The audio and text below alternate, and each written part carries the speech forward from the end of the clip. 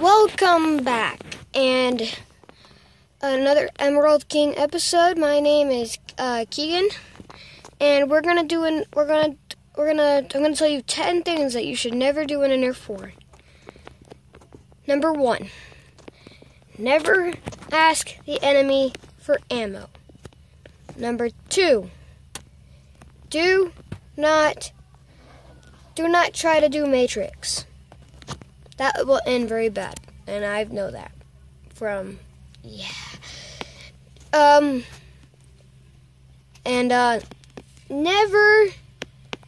never bring a pistol to battle. Overkill is not good. Not good at all. Okay.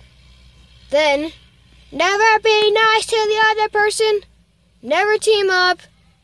And, oh no, what the crap was that? Never mind. Okay.